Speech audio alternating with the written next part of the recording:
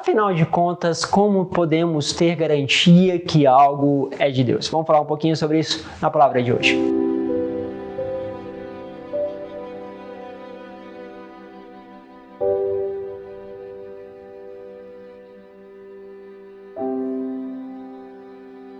Em nome do Pai, do Filho e do Espírito Santo. Amém. Vamos juntos, mergulhando na palavra de Deus, buscando cada dia mais aquele toque, aquela graça de Deus que pode alcançar o nosso coração e transformar a nossa vida. Por isso, não deixe de compartilhar também para que outras pessoas possam ter esta experiência.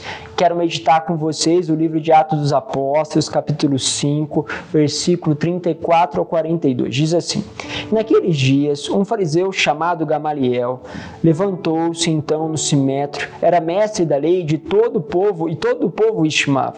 Gamaliel mandou que os acusados saíssem por um instante.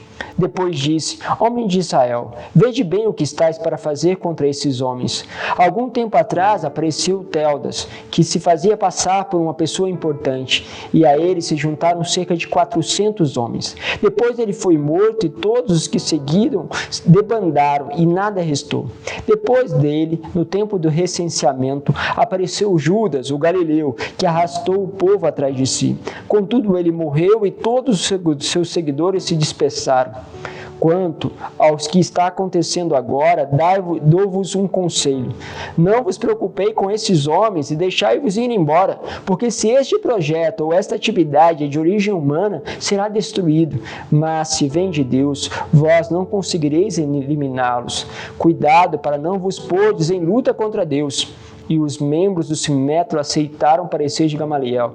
Chamaram os apóstolos, mandaram açoitá-los, proibiram que ele falasse em nome de Jesus e depois o soltaram.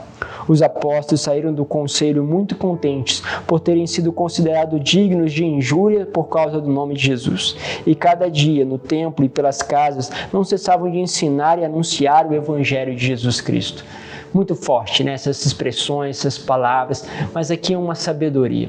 Ou seja, aquilo que não é de Deus acaba. Aquilo que não procede do Senhor tem um fim. E o que acontece? Teoricamente, Jesus, que arrastou várias pessoas, curou, fez muitos sinais, se ele não vem de Deus, as coisas que ele falou, iria morrer, iria perecer com a morte dele. E a mesma coisa esses apóstolos. Deixe, porque quando eles morrerem, as coisas vão perecer, vai acabar juntamente com eles, porque as coisas dos homens perecem. E isso é uma verdade incrível. Coisas construídas por homens não podem perseverar por muito tempo, não têm condições. Vão encontrar as suas contradições e vão justamente sucumbir.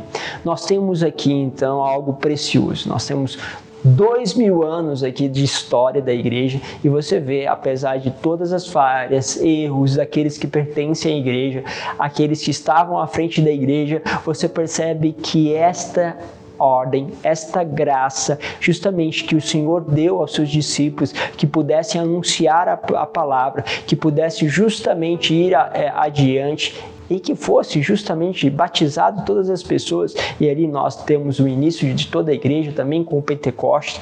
Nós percebemos que até hoje isso não para de acontecer, porque há uma força, uma graça no extraordinário. E essa mesma lógica você pode fazer com aquilo que é suscitado dentro de você. Existe, então, algo que é suscitado dentro de você que tem uma força que extrapola a sua e por isso persevera apesar das nossas dificuldades. Ou seja, eu quero fazer algo, mas se você vai percebendo que aquele algo que você quer fazer é somente um impulso, ou seja, há ali um lado seu que pode não ter sido fiel ao chamado de Deus, mas por um outro lado você vê que a coisa não vai para frente. Muitas vezes quando a gente vê propósito, às vezes a gente tem empreendimentos, coisas que estão aí justamente sendo construídas e você percebe que a coisa não vai indo, ela está parando, ela está se desconstruindo, então percebemos ao longo de um tempo que aquilo não é justamente uma obra obra suscitada por Deus, mas uma obra de cunho humano, que tenha força humana, e por isso essa força, à medida que a força das pessoas, a força que aqueles que estão dando sim vão minguando, vai também deixando de existir. Pelo contrário, quando é de Deus, mesmo com os meus erros, vai aparecendo outras pessoas que vão dando continuidade, aquele processo vai acontecendo, talvez de uma outra forma, porque faltou o meu sim, mas Deus continua impelindo pessoas. Dou um exemplo. Neste tempo temos sentido, através de várias pessoas e acontecimentos, por exemplo, que Deus tem chamado pessoas a um caminho de consagração a Jesus Eucarístico, que Deus tem chamado pessoas a um caminho de oração pelos sacerdotes. Bom, e tem várias pessoas que estão dando sim por isso. Apesar dos erros e falhas, e que é humano, vamos dizer assim, que alguns erram, que alguns não dão sim plenamente, o que você percebe? Que, embora alguns tenham ficado pelo caminho, aquele projeto continua caminhando.